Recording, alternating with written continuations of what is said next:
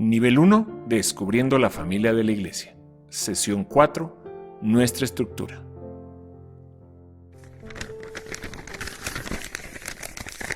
Pues Dios no es Dios de desorden, sino de paz, como en todas las reuniones del pueblo santo de Dios. Pero asegúrense de que todo se haga de forma apropiada y con orden. ¿Cómo es la estructura de nuestra iglesia?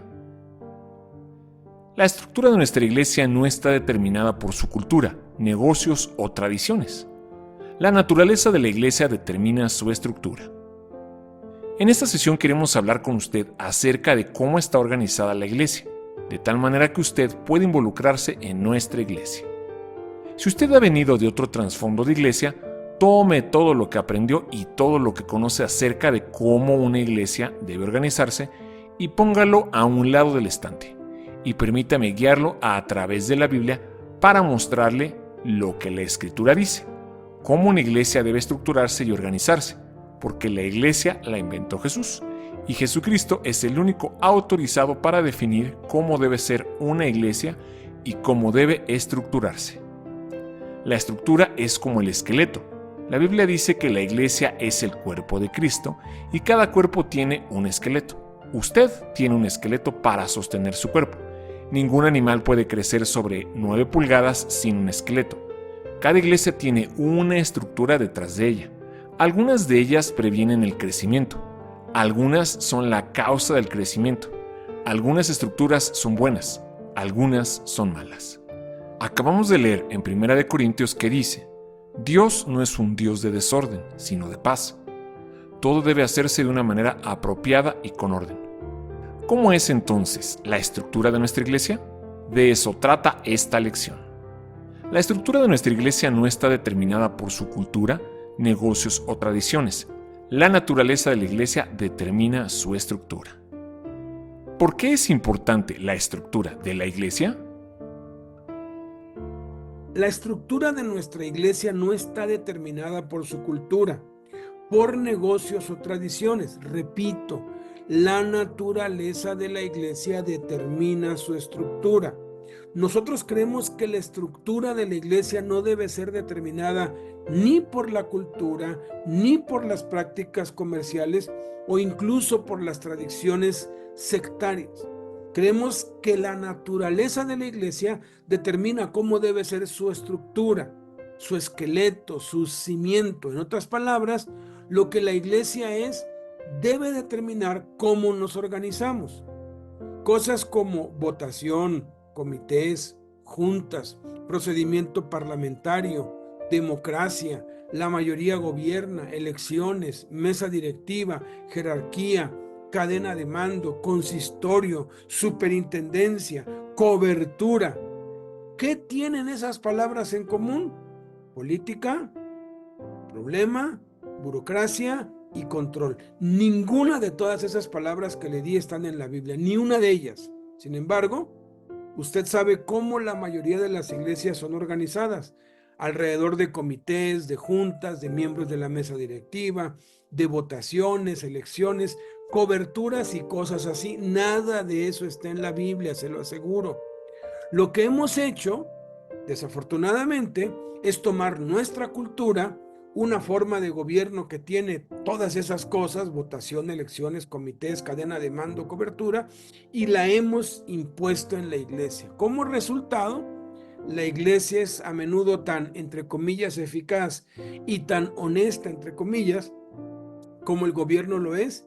Y esto ya nos dice mucho, ¿verdad? Por eso la iglesia está llena de fracasos, escándalos y corrupción, por su estructura similar al mundo. ¿Sabe cuánto tiempo se tarda en que se realice un trámite en el gobierno? A veces para toda la vida. Así es como debe organizarse una iglesia. No, no es como enseñó Jesucristo, no es como enseña la Biblia, no es el ejemplo y el legado que dejaron Jesús, los apóstoles y los primeros cristianos durante casi 400 años. ¿Qué pasó entonces? Casi 400 años después de que la iglesia inició, en Roma se oficializó el cristianismo, se instituyó como religión oficial del imperio, porque 8 de cada 10 habitantes habían ya sido alcanzados con el evangelio en ese entonces, con la estructura original de la iglesia, que es la que vamos a ver en esta sección.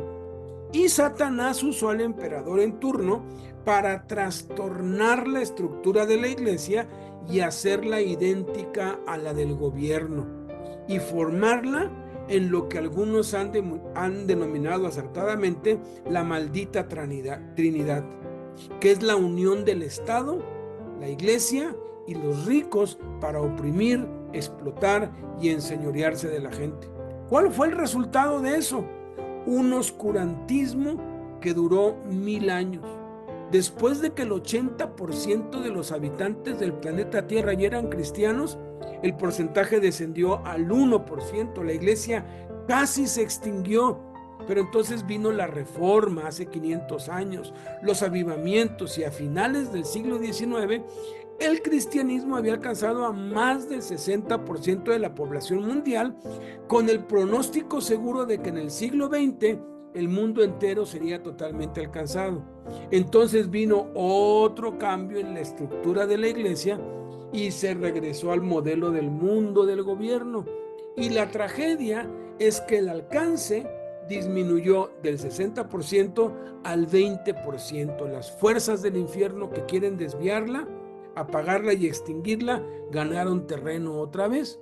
Por eso es que a mediados del siglo XX, Dios levantó un avivamiento sin precedentes entre indígenas y analfabetos, gentes de etnias de la China rural, que ha demostrado que la estructura de la iglesia que Jesucristo estableció es la única que verdaderamente funciona, y han revertido el retroceso del evangelio a nivel mundial, colocando al cristianismo actualmente por encima de todos los demás credos, de acuerdo a datos oficiales. Casi el 30% de la población mundial profesa el cristianismo, seguido de un 24% de musulmanes, 18% de católicos, que ha descendido mucho, 15% de hindús y 13% de diversas religiones como budistas, sectas falsas, religiones paganas. Y eso gracias a China, donde se restauró la estructura original de la iglesia. ¿Qué esperamos nosotros para hacerlo? En la iglesia en casa hemos decidido organizarnos como lo estableció Jesús. Veamos a continuación lo que es la iglesia en casa y lo que define su estructura. Primero, la iglesia es compañerismo.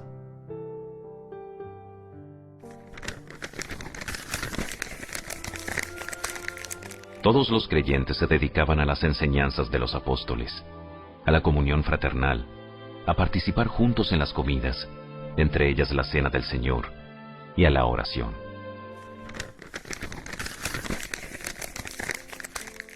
El compañerismo no solo es algo que hace la iglesia, es algo que la iglesia es, y dado que la iglesia es compañerismo. Una prioridad principal en el compañerismo es permanencia y unidad.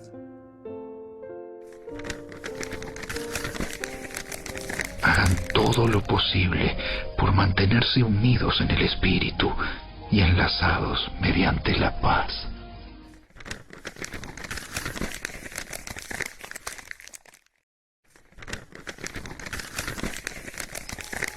Por lo tanto, procuremos que haya armonía en la iglesia y tratemos de edificarnos unos a otros.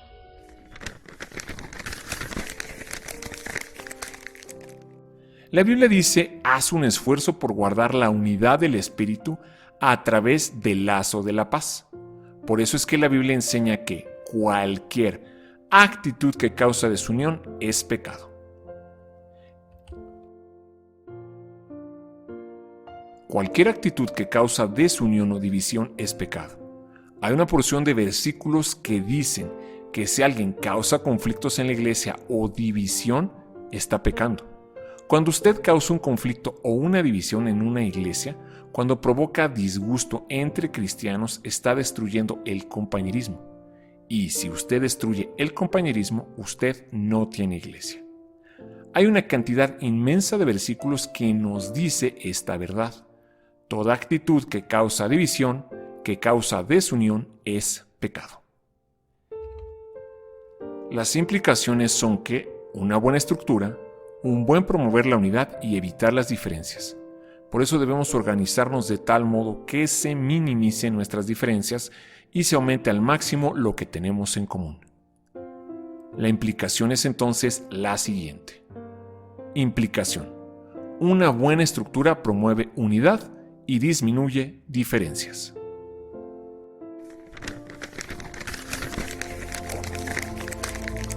En las siguientes instrucciones no puedo elogiarlos, pues parece que hacen más daño que bien cuando se juntan.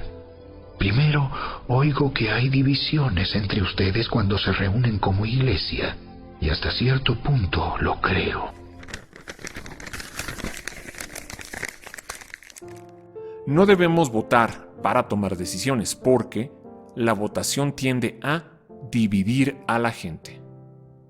La iglesia no es una democracia, la iglesia es una cristocracia.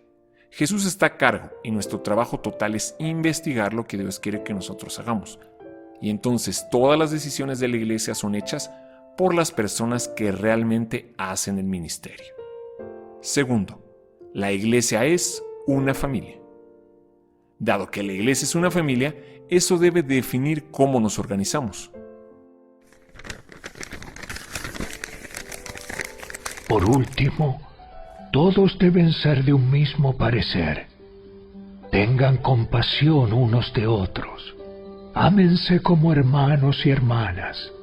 Sean de buen corazón y mantengan una actitud humilde.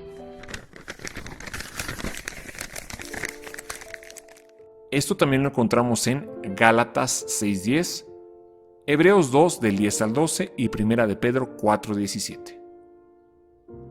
Así que operamos con base a la relación y no a las reglas. ¿De qué manera las reglas son señal de poca o nula intimidad con Dios? Cuando una pareja se casa, tienen todas estas reglas del matrimonio, como doblar las toallas, empujar la pasta dental del fondo y no del medio. Tienen todas estas reglas, entre comillas. Cuando han estado casados muchos años, llegan a no tener ninguna regla, o una única regla que tienen. La única regla que se establece ya en un matrimonio de años es siempre decir la verdad. ¿Por qué? Porque cuando mayor es la relación, menos reglas usted necesita. Cuando más fuerte es la relación, más confía en las personas. Así que en la iglesia en casa, nosotros no tenemos ni un manual de gobierno, ni una serie de reglas o un reglamento. Nuestro manual de gobierno o de reglas se resume en 2 reglas. Regla número 1.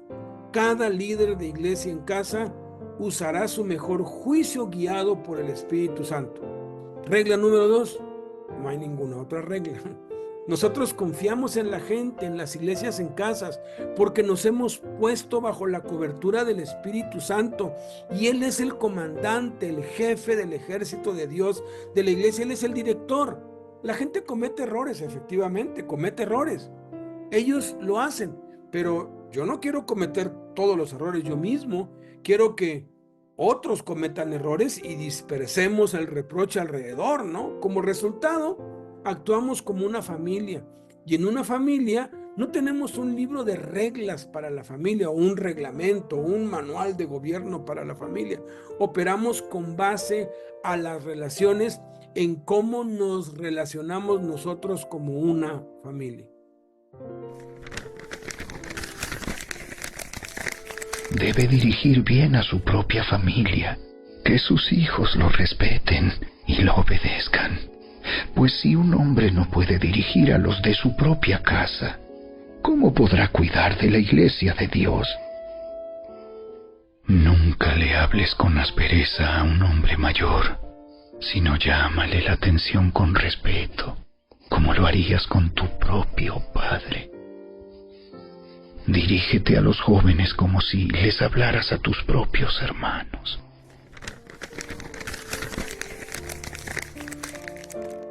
Tercero, la iglesia es un cuerpo.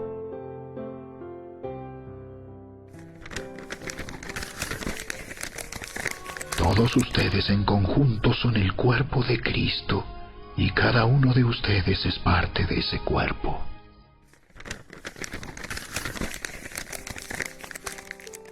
En Efesios 5:23, 1:22 y 23, Colosenses 1:18 y 2:19, nos dice claramente que somos un cuerpo, no un negocio. Somos un organismo, no una organización. Por lo tanto, funcionamos con base a los dones espirituales y no a oficios seleccionados. En otras palabras, en todo lo que usted sea bueno, puede hacerlo en la iglesia en casa. Nadie va a elegirlo para cubrir una posición, porque no hay un organigrama, ni tampoco hay puestos o vacantes. Justo lo que usted sabe hacer bien es lo que debe hacer. Si es bueno para cantar, apoye en la alabanza. Si es bueno con los niños, ayude con los niños. Si es bueno en organizar, debe organizar cosas en la iglesia. Si es bueno en la administración, debe ser un administrador. Si es bueno para trabajar con personas jóvenes, debe trabajar con los jóvenes. Si es bueno en enseñar, debe ser un maestro en la iglesia. Nosotros no elegimos a nadie en la iglesia en casa. Somos un cuerpo y es Dios quien elige y coloca a cada uno en lo que sabe y le gusta hacer. ¿Eligió usted su mano? No. Su mano es una mano que hace cosas manuales. Puede levantar y puede bajar. Su garganta es una garganta porque puede tragar. ¿Eligió usted su ojo? Su ojo puede ser el ojo en el cuerpo de Cristo, porque está dotado para ver. ¿Acaso eligió usted su nariz? Su nariz es una nariz porque huele. El punto es, cualquier don que usted tenga, cualquier habilidad, esa es su parte en el cuerpo de Cristo.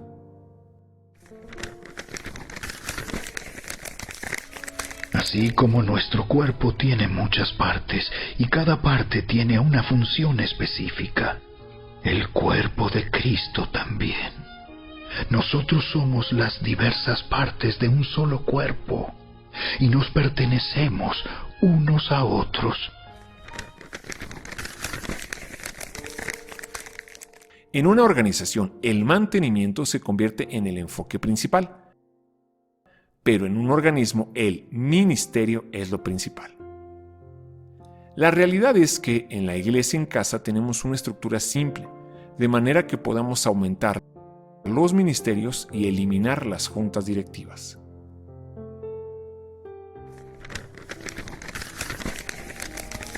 Ahora bien, Cristo dio los siguientes dones a la iglesia: los apóstoles, los profetas, los evangelistas y los pastores y maestros. Ellos tienen la responsabilidad de preparar al pueblo de Dios para que lleve a cabo la obra de Dios y edifique la iglesia, es decir, el cuerpo de Cristo.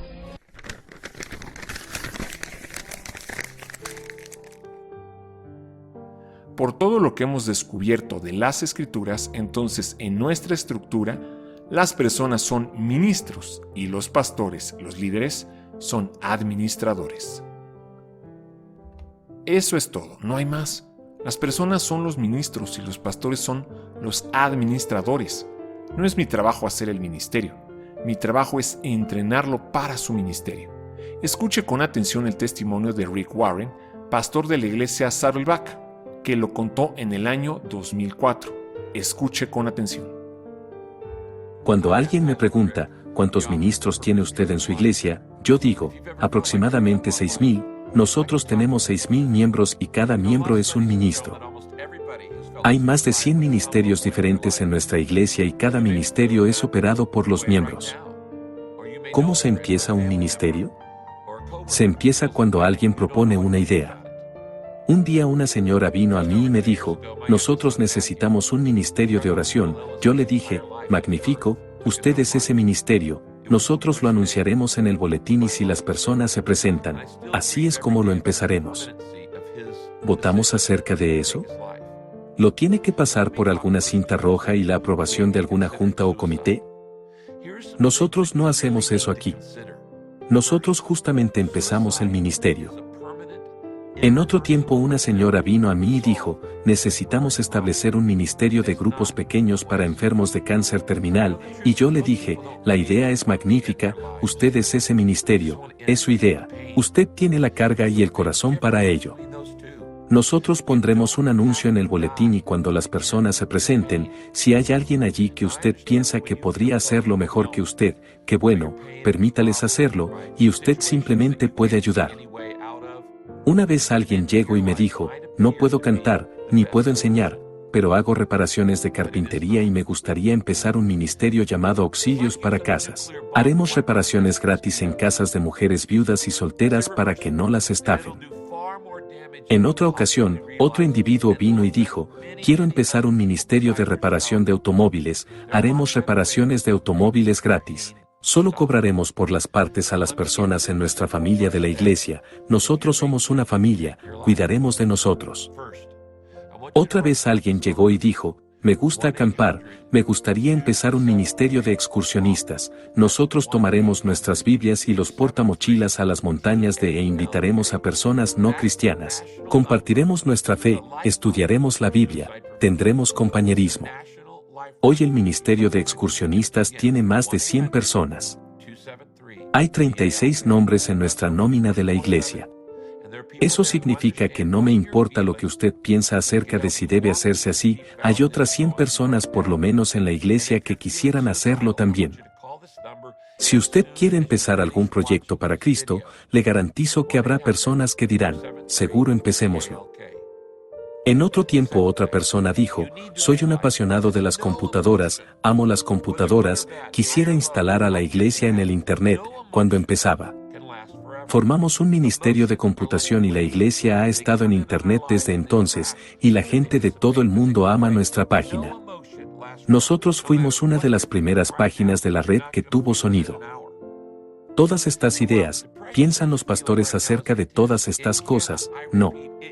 Ellas vienen porque las personas en las iglesias usan sus dones y habilidades. Así que todas las decisiones son tomadas por las personas en cada ministerio. En esta iglesia nosotros no tenemos un tablero grande que intenta controlar todo. Nosotros permitimos a las personas que hacen el trabajo que tomen sus propias decisiones. Hace varios años que apareció un libro llamado En busca de la excelencia. Estudiaron lo que hace que un negocio tenga éxito, y una de las cosas que decía era tener propiedades sueltas firmes. Eso significa que hay un mando fuerte, central, que mantiene el negocio comprometido a su visión, pero durante todo el día las decisiones son hechas por las personas que realmente hacen el trabajo. Eso se denomina propiedades sueltas firmes. Dios diseñó la iglesia para operar de esa manera hace 2000 años. Esa es la manera que nuestra iglesia opera. En nuestra iglesia los pastores son responsables de mantener a la iglesia comprometida a la visión de Jesucristo, lo que la iglesia debe estar haciendo, los 5 propósitos, la visión, los valores. Nosotros mantenemos la iglesia en curso, doctrinalmente recta a fin de que no se desvíe a alguna secta o algo parecido, pero todo el ministerio es hecho, no por los pastores, no por líderes, sino por la gente. Esta iglesia me sobrepasó hace mucho tiempo.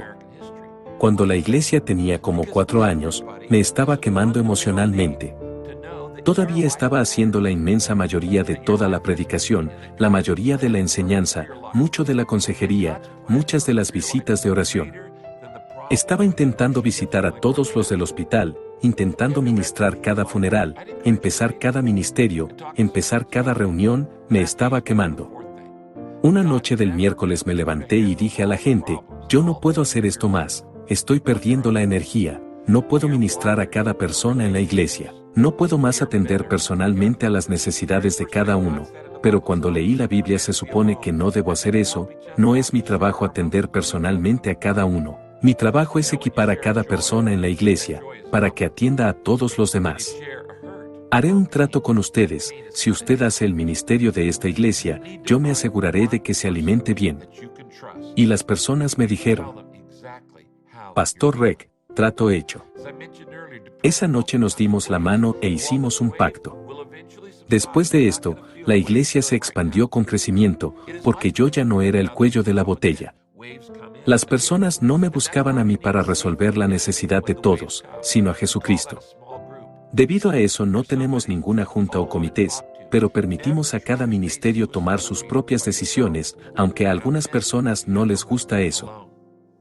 En cierta ocasión alguien vino y me dijo, me voy a ir de la iglesia, quiero ser el presidente de la junta y esta iglesia no tiene una junta. Él salió y se encontró una iglesia pequeña donde él pudo ser un pez grande, con un título grande, en un estanque pequeño. Él no quiso ministrar, justamente quería ser un jugador de autoridad, él quería un título. Pero aquí no estamos por los títulos, aquí estamos en el ministerio y no usamos títulos de ningún tipo, porque todos somos hermanos, tal como lo mandó Jesús. Conozco a 3 hombres que eran presidentes anteriores de juntas de ancianos en iglesias presbiterianas. Puesto que nosotros no tenemos ninguna junta, obviamente ellos no están en una junta, pero los 3 llegaron a ser pastores en nuestra iglesia. Eso significa que ellos dirigen iglesias en casas, hacen visitas al hospital, ayudan a las personas, ministran la cena del Señor, visitan la cárcel, ministran a la gente, aconsejan. Junté a los 3 el otro día y les pregunté, ¿extrañan ustedes las reuniones de la antigua junta? Ellos dijeron, usted está bromeando, nosotros nos sentábamos alrededor para argumentar. Hasta la medianoche acerca de qué color íbamos a pintar la cocina de la iglesia. Ahora hacemos ministerio no mantenimiento, ahora estamos ganando personas para Cristo y ayudándoles a crecer en su fe, ahora estamos orando por las personas en hospitales y cárceles, pues descubrimos que ese cumplimiento viene del ministerio no del mantenimiento. Esta iglesia es exactamente lo opuesto de casi cada otra iglesia. En otras iglesias los pastores y líderes hacen todo el ministerio y las personas hacen el mantenimiento, toda la organización, toda la administración y todo lo demás. En nuestra iglesia los pastores hacen todo el mantenimiento y les permiten a los demás hacer las cosas divertidas del verdadero ministerio. Allí es donde viene el cumplimiento. Esto es muy diferente. Dicen las personas, ¿cómo se controla? Esto no es así acá. No hay control. Cada iglesia y ministerio debe decidir si se va a estructurar por el mando o si se va a estructurar por el crecimiento. No se pueden hacer ambos. Algunas iglesias tienen tanto miedo del fuego salvaje, y por eso tienen todas estas reglas, restricciones, regulaciones, y corren alrededor tropezando con cada fuego pequeño del campamento que va a calentar la iglesia. En esta iglesia confiamos en la gente, vamos adelante, animamos a la gente diciéndole, tenga un ministerio, vas a cometer errores, efectivamente, pero ¿cómo aprende usted en realidad? Usted aprende cometiendo errores, haciendo las cosas. Es el Espíritu Santo a quien debemos dejar el control. Continuemos. Cuarto, la iglesia es un rebaño. Esta es la descripción favorita de Jesús para la iglesia. En Juan 10 del 1 al 30, Mateo 26, 31 y 25, 33. Por lo tanto, la iglesia es cuidada y guiada por pastores. Y volvió a preguntarle, Simón, hijo de Juan, ¿me amas? Sí, Señor, tú sabes que te quiero.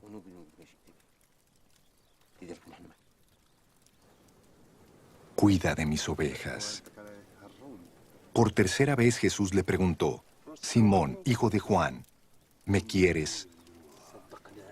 A Pedro le dolió que por tercera vez Jesús le hubiera preguntado, ¿me quieres?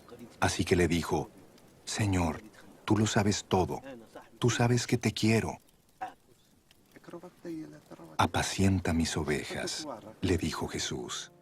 Hay 3 términos diferentes que son usados en el Nuevo Testamento para referirse a los líderes de la iglesia: poimen, presbúteros, episcopos. Las siguientes escrituras demuestran que estos 3 términos se refieren a la misma persona.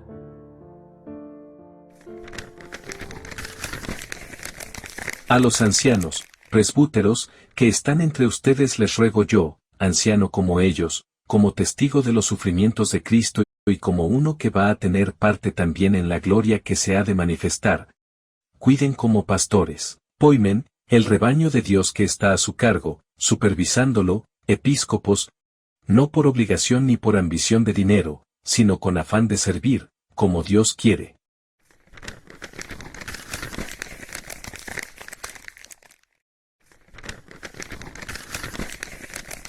Desde Mileto, Pablo mandó llamar a los ancianos, presbúteros, de la iglesia de Efeso.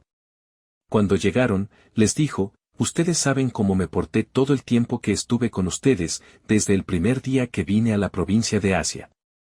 Cuídense y vigilen todo el rebaño sobre el cual el Espíritu Santo los ha puesto como supervisores, episcopos.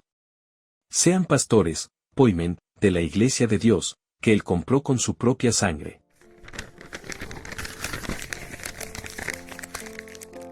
Y podemos corroborar esto en Hechos 28, Tito 1 del 5 al 7 y 1 de Timoteo 5, 17.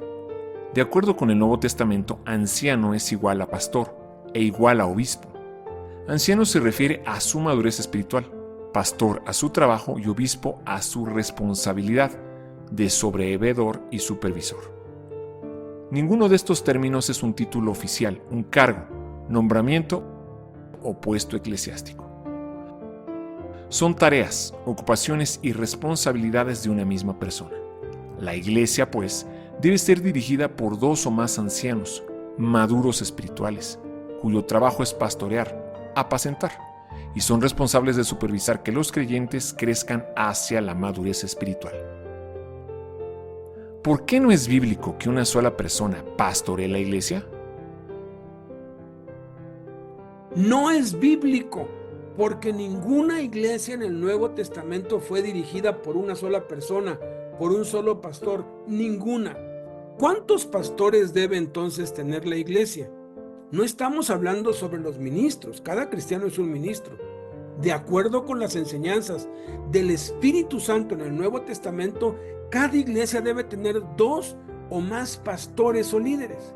Supongamos que una iglesia tiene 3 pastores o 3 líderes. ¿Cuántos ancianos debe tener la iglesia? 3, porque son las mismas personas, ya que un anciano es un pastor, es un líder. ¿Cuántos obispos? 3. ¿Cuántos supervisores? 3. Todos ellos son las mismas personas. Los 3 pastores son los ancianos, que son los sobreveedores, supervisores, apacentadores y obispos de la grey de Dios.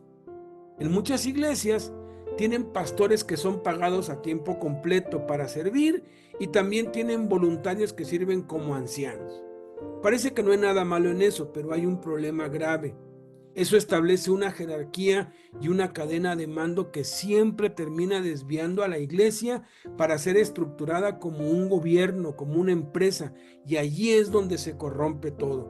Por eso Pedro se los hace ver claramente, lo acabamos de leer, no por ganancia de dinero, no por interés económico, y cuando la estructura no es correcta, entonces todo gira alrededor del dinero. ¿Cómo se les llama a los pastores? ¿Los tenemos que llamar reverendo? No, ni siquiera los tenemos que llamar pastor aun cuando lo sean. Simplemente puede llamarlos por su nombre, puede llamarnos por nuestro nombre. De hecho, en la Biblia no se llamaban por títulos. Pedro se expresa de Pablo como nuestro hermano amado Pablo. Por eso, en la iglesia, en casa, no tenemos títulos. Ni llamamos pastor, maestro, apóstol, evangelista o profeta a nadie, aun cuando hay muchos pastores, apóstoles, profetas, evangelistas y maestros entre los líderes de iglesias en casa. A todos se nos llama por nuestro nombre y reconocemos que todos somos hermanos. Los que llevamos más tiempo somos hermanos mayores con la obligación de ayudar a los hermanos menores a crecer y aprender todo lo que hemos aprendido y a involucrarse en el ministerio. Yo no puedo evitar muchas veces que la gente me llame pastor, porque pastor es el título que ya se oficializó para alguien que sirve a Dios. Cualquiera que sirve a Dios ya le dicen pastor. Yo les digo, muchas gracias por llamarme así, pero prefiero que me llame por mi nombre o que me diga hermano. Cuando lo vuelven a hacer les digo, mira, Jesús dijo que a nadie llamemos maestro ni rabí, y eso incluye que tampoco lo llamemos pastor o evangelista o ministro o nada. Entonces, si Jesús lo mandó, yo no quiero desobedecer a Cristo, y yo tampoco quiero que tú desobedezcas a Cristo. Simplemente llámame por mi nombre o dime hermano, porque eso es lo que todos somos, hermanos. Esa es la estructura de nuestra iglesia. Es muy diferente de la mayoría de las iglesias organizadas. En algunas iglesias, Cuando usted se une a la iglesia se vuelve un miembro, pero todavía no es parte del grupo, de una élite de poder, de las personas que toman todas las decisiones. Donde usted logra servir, quizá después de estar allí 5 o 6 años, lo elegirán para servir en una posición. Por eso el sueño de muchos cristianos es cuando yo esté arriba, o yo quiero estar algún día allá arriba, porque se forma una plataforma y eso no debe ser así. En la iglesia en casa, donde usted puede reunirse hoy e involucrarse mañana mismo en el ministerio, no tenemos ni burocracia ni jerarquía. Nadie tiene que andar saltando a través de una serie de aros o de escalafones a fin de involucrarse o de ir ascendiendo. Puede unirse hoy, tomar el nivel 2 el próximo mes, el nivel 3 el siguiente mes e involucrarse en el ministerio, o bien comenzar un ministerio nuevo. Usted puede involucrarse inmediatamente, pero si quiere empezar un ministerio tiene que pasar por el nivel 3. En aproximadamente 6 meses, usted podría llegar a ser un líder en la iglesia en casa, sirviendo a Dios de la manera que Él quiere que usted le sirva, porque el patrón, el director, el pastor es Jesucristo y Él es el que gobierna y Él es el que dirige. Veamos ahora nuestra afiliación. Estamos afiliados localmente. No hay control denominacional o jerarquía como en la mayoría de las congregaciones. Cada iglesia se autogobierna y determina sus propios asuntos. Trabajamos con iglesias diferentes, pero ninguna de esas iglesias controla, dirigen o patrocinan las iglesias en casa. Ni tampoco la iglesia en casa controla, dirige o patrocina a las iglesias que se establecen como resultado de enviar misioneros. Cada iglesia en casa es pastoreada por una persona local, no por un ministro profesional. Por lo general es el jefe de la familia o la jefa de la familia, porque hay muchas madres solteras. Cada iglesia en casa se sostiene con sus propios diezmos y ofrendas. Nosotros no tenemos una pirámide en donde los diezmos se envían a un solo lugar. Los que se congregan aquí en mi casa, les enseño que den su diezmo aquí en mi casa, pero cuando ya cumplen su tiempo les digo que ya no me den su diezmo, que le pidan a Dios que les muestre cómo van a usar su diezmo, porque va a necesitar dinero. La obra de Dios necesita dinero, pero es Dios que la da. Entonces los diezmos de las personas que se congregan en tu casa son tuyos. Tú tienes que decidir qué hacer con los diezmos y con tu diezmo. Digo, porque si tienes iglesia en tu casa y diezmas en tu casa, pues eso es ilógico, te lo estás dando a ti mismo. El diezmo de lo que uno gana, de lo que el líder gana, lo debe enviar a otros lados, tiene que orar. Algunos deciden enviar sus diezmos a líderes dentro de la cárcel, o misioneros en el país, o en el extranjero. Y es un movimiento maravilloso del cual quien tiene el control es el Espíritu Santo. Cada iglesia determina sus propios programas. El control se deja al Espíritu Santo. Cada iglesia en casa toma sus propias decisiones y se responsabiliza de ellas. Aunque las iglesias en casa están unidas y se reproducen, cada iglesia en particular es local y autónoma, y está bajo la cobertura del Espíritu y no de los hombres. Esta es una de las cosas que más pone inquietos a los cristianos. ¿Bajo qué cobertura estamos? Usted busca la palabra cobertura en la Biblia y no existe.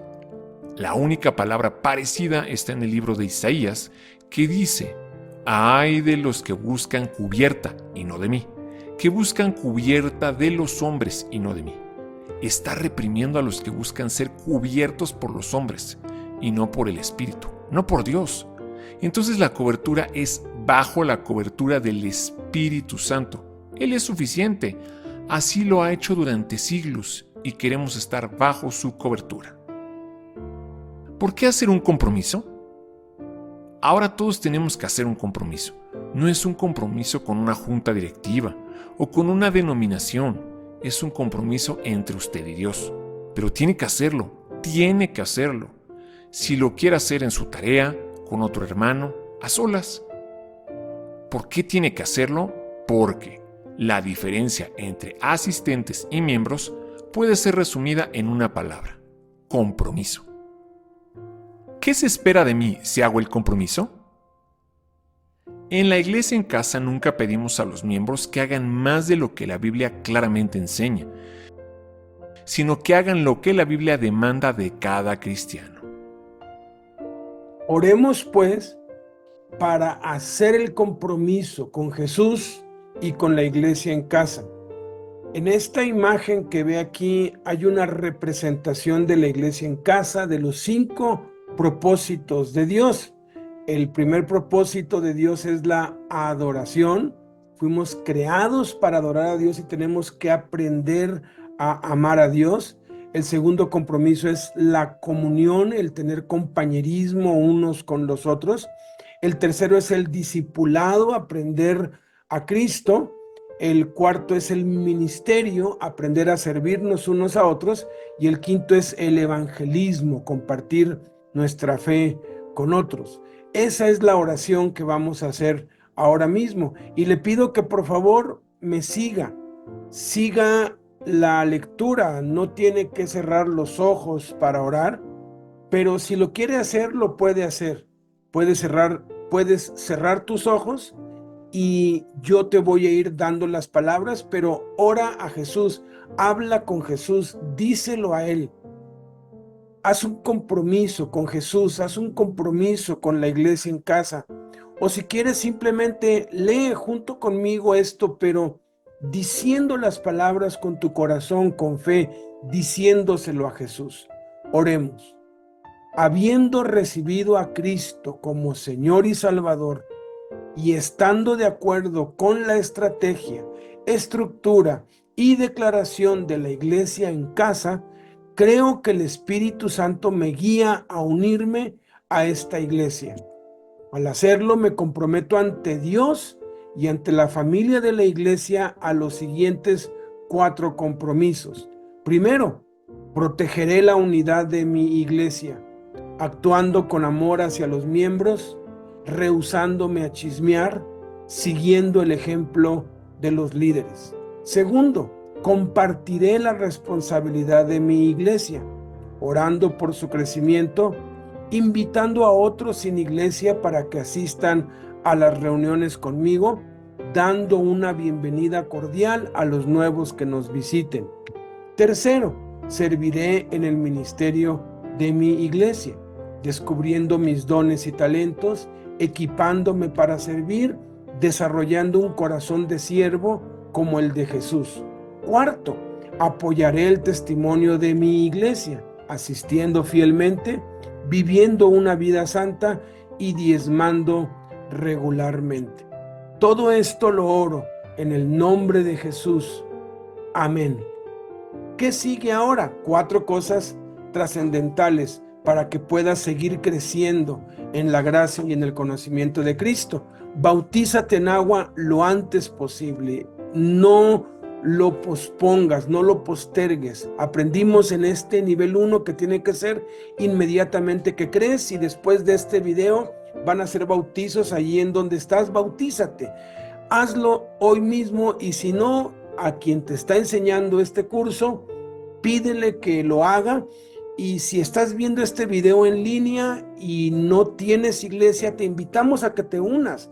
Podemos integrarte a alguna de las iglesias en casa que ya tenemos, o podríamos enviar a alguien a tu casa que se inicie una iglesia y empieces a crecer espiritualmente en Cristo y empieces a cumplir los propósitos de Dios para tu vida. Este acto de bautizarnos es un acto de adoración. Le estamos demostrando a Dios que lo amamos, que creemos en Él.